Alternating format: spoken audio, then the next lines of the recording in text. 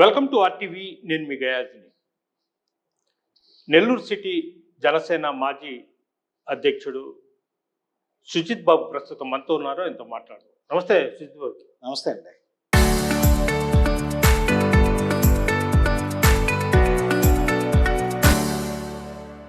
ఇటీవల కాలంలో నెల్లూరు జిల్లాతో పాటు ఒంగోలు కూడా పలు చోట్ల ఈ కమిటీలు రద్దు చేశారు.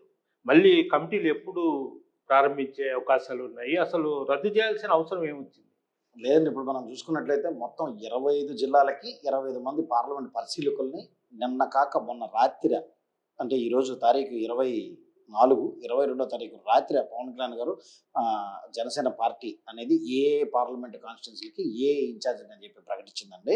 అతి త్వరలోనే రేపు 29వ తారీఖు నుంచి ఆయన వచ్చి ఇక్కడ మాకు ఎవరెవరైతే ఆసక్తి చూపిస్తున్నారో, ఎవరైతే ఏ పదవి కోసం ఆసక్తి చూపిస్తున్నారో వాళ్ళు అప్లై చేసుకోవచ్చు అని చెప్పి అప్లికేషన్స్ ఒకసారి ఫిల్అప్ చేసుకోవచ్చు.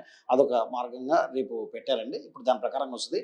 మాకు మా అధినాయకుడు ఇచ్చిన ఆదేశాల ప్రకారం ఆగస్టు 15వ తారీఖున మేము కొత్త కమిటీతో ఈసారి స్వతంత్రోత్సవాలు జరుపుకుంటామని చెప్పి మాకు ఇప్పటి వరకు వచ్చిన ఆదేశాలు. ఇంకా దాని ప్రకారంగా మేము ముందరికి వెళ్దామండి. ఆగస్టులో ఉంటుంది. ఆగస్టు 15వ తారీఖు లోపల కంప్లీట్ అవుతుందని చెప్పి చెప్తున్నారండి. సుజిత్ బాబు, ఇంకొకటి, ఇటీవల కాలంలో కాపు సామాజిక వర్గానికి చెందిన కొంతమంది పవన్ కళ్యాణ్ గారు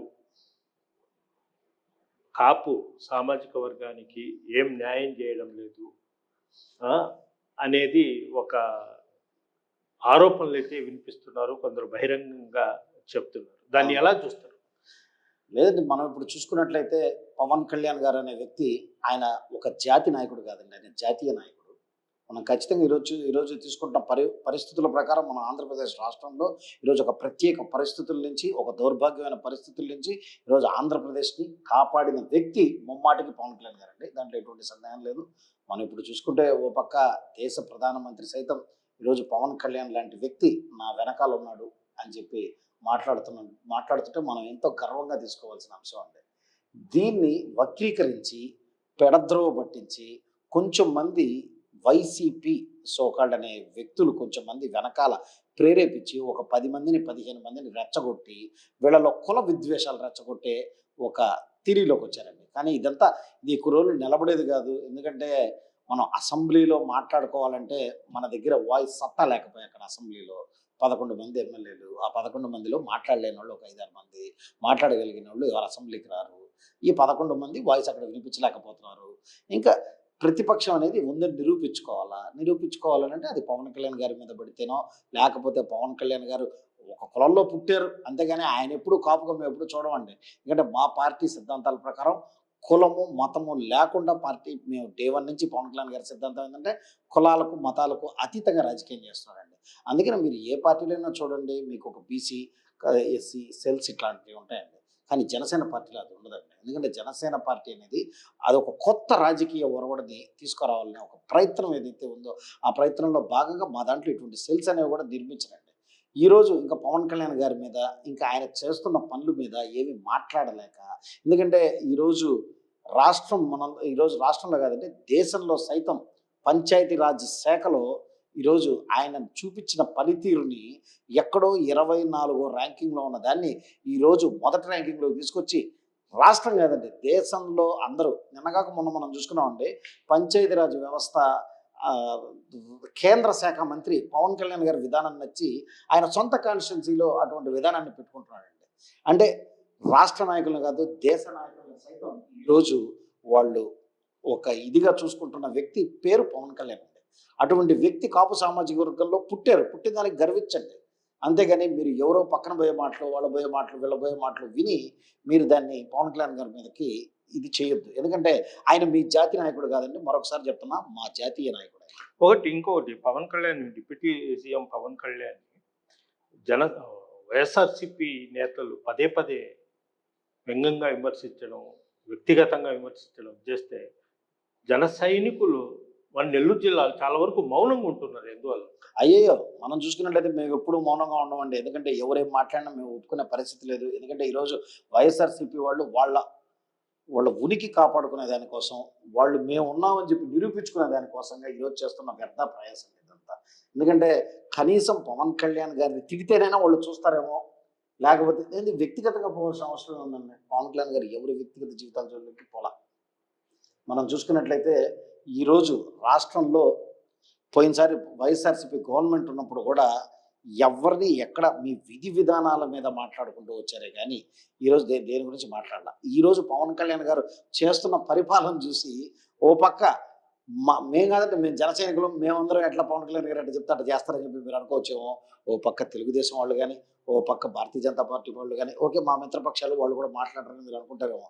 అవతల వైపున వైసీపీ వాళ్ళు కూడా ఈరోజు పవన్ కళ్యాణ్ గారు చేసే పనితీరును చూసి వాళ్ళు ఎక్కడ విమర్శించాలి, ఆయన ఎక్కడ ఏ లోపం చూపించాలో అర్థం కాక వ్యక్తిగత జీవితాల జోలికి పోతున్నారు. వ్యక్తిగతాల జీవితాల జోలికి పోయేవాడు ఎవడు మనిషిని నేనైతే అనుకున్నాను. తాజాగా వైఎస్ఆర్సీపీ జిల్లా అధ్యక్షుడు కాకాని గోవర్ధన్ రెడ్డి కూడా పవన్ కళ్యాణ్ మీద విమర్శలు బాణాలు కుట్టించారు నిన్నగా మొన్న. దాన్ని నిన్ననే ఏదో చెప్పారండి, ఆయన రియల్ హీరోస్ కాదని. మేము మా చిన్నతనం నుంచి మా పసి వయసు నుంచి మేము చూసిన రియల్ హీరో రెండు పవన్ కళ్యాణ్ గారే. ఎందుకంటే పవన్ కళ్యాణ్ కేవలం రియల్ హీరో కాదంటారు. అందుకనే కదా మీ రియల్ హీరోని అతపాతాలని తొక్కింది మా రియల్ హీరోనే కదండి. అది మర్చిపోతే ఎట్టండి. నిన్న కాకుండా ఎలక్షన్స్ జరిగి 2 సంవత్సరాలు కాల 24 నెలలు కాల రియల్ హీరోస్గా ఉన్న మిమ్మల్ని అసలుకి దేనికి పనికి రాకుండా చేసిన వ్యక్తి పవన్ కళ్యాణ్ అండి. అది ప్రజలు చూశారు, అది ప్రజలు చెప్పాలా. మీరు మాట్లాడితే అది కుదరదు.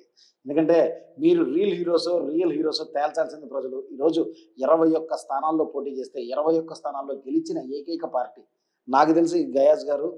మీరు అంటే మిమ్మల్ని అడుగుతున్నాను, జర్నలిజంకి వచ్చి ఎన్నో ఏళ్ల నుంచి జర్నలిజంలో సీనియర్ ఇదే ఉంటారు. ఒక పార్టీ పెట్టిన తర్వాత 100% మెజారిటీ కలిగిన పార్టీగా 100% గెలిచిన రాజకీయ పార్టీ ఏదైనా ఉందండి? అటువంటి రికార్డు కూడా మాకే కలిగిందండి. ఎందుకంటే ఈరోజు పవన్ కళ్యాణ్ గారిని ఆ విధంగా సొంతం చేసుకున్నారు ప్రజలు. ఓ పక్క ఆంధ్ర రాష్ట్ర ప్రజలు కానీ, మరో పక్క తెలుగు ప్రజలు కానీ ఆయన మా సొంతం మా ఆస్తి పవన్ కళ్యాణ్ అని చెప్పి చాటుకున్నారు. ఇప్పుడు నెల్లూరు జిల్లాలో ఈ కూటమి ప్రభుత్వం ఏర్పడిన తర్వాత అంటే కేవలము తెలుగుదేశం పార్టీ లీడర్సు వాళ్ళ వరకే వెళ్ళిపోతున్నారా, కలుపుకొని మీతో పాటు అందరినీ కలుపుకొని 3 పార్టీలతో ముందుకెళ్తున్నారా? లేదండి, మాకు ఖచ్చితంగా మేము ఏ రోజైతే జనసేన పార్టీ, తెలుగుదేశం పార్టీ, భారతీయ జనతా పార్టీలు కూటమి మిత్రపక్షంలో మేము ఎలక్షన్స్కి పోయాం. ఎలక్షన్స్ తర్వాత కూడా మాకు సమన్వయమే చేస్తున్నారండి. ఏదైనా చిన్న మనస్పర్ధలు ఏమైనా ఉంటే మా పార్టీలో ఉన్న ఇంటర్నల్ ఇష్యూస్ వల్ల మాకు కొంచెం కమ్యూనికేషన్ గ్యాప్ వాళ్ళతో ఏర్పడి ఉండొచ్చు మాట కొంచెం వాస్తవమే ఉన్నా, ఏదైతే తెలుగుదేశం పార్టీ ఎమ్మెల్యేలు ఓ పక్క నెల్లూరు జిల్లాలో ఉన్నారో వాళ్ళందరూ మాతో కలుపుకోబోయేదానికి మాతో కలిసి పనిచేస్తే ఏ చిన్న 1-2 ఉంటాయండి. 1-2 లేకుండా అనేది ఏమి ఉండదు, కానీ 100% మాతో. అంటే స్టేట్లో ఈ డబుల్ ఇంజన్ ప్రభుత్వం ఏర్పడిన తర్వాత అభివృద్ధి శూన్యము, మొత్తం రెడ్ బుక్ రాజ్యం జరుగుతూ ఉంది అనేది వైఎస్ఆర్సీపీ నేతలు పదే అయితే విమర్శలు చేస్తారు. దాన్ని ఎలా చూస్తారు? నాకు తెలిసి ఆంధ్రప్రదేశ్ రాష్ట్రంలో ప్రభుత్వం ఏర్పడిన తరువాత ఇప్పటి వరకు ఈ 2 సంవత్సరాలు ఈ సోకాల్డ్ నాయకులు, మంత్రులు అనేవారు ఎక్కడ దాకా పోయారో కూడా ఎవరు చూడలేదండి. ఇప్పుడు ఏదో వాళ్ళు ఊరికి చాటుకునేదానికి మా పార్టీ అనేది ఒకటి బతుకుందని చూపించుకునేదానికి వాటి కోసం తప్ప మీ వృధా ప్రయాస తప్ప మీరు దానికి మించి అంతకుమించి వాళ్ళ గురించి ఆలోచించాల్సిన అవసరం కూడా లేదండి. ఎందుకంటే ఈరోజు అభివృద్ధి అనేది మనం చూస్తున్నాం. ఒక్కసారి అమరావతికి వెళ్ళి చూడండి, 2 సంవత్సరాల క్రితం ఏ విధంగా ఉండేదో ఈరోజు ఏ విధంగా ఉందో తెలుస్తుంది. ఒక్కసారి మన నెల్లూరు నగరంలో చూడండి ఏ విధంగా ఉందో తెలుస్తుంది. ఈరోజు పెన్నా బ్రిడ్జ్ కానీ, తర్వాత 2 అండి, ఒకటనే కాదండి, ఒకటని నేను చెప్పలేదండి. రోడ్స్ వచ్చినా, పార్కులు వచ్చినా, తర్వాత ఇవి వచ్చిన నెల్లూరు నగరంలో 54 వార్డుల్లో సస్యశ్యామలంగా ఈరోజు మీకు స్ట్రీట్ లైట్స్ చూస్తుంటారు మీరు వెళ్ళినప్పుడు ఏ విధంగా ఉన్నాయి. 2 సంవత్సరాల క్రితం ఏ విధంగా ఉంది, ఈరోజు ఏ విధంగా ఉంది.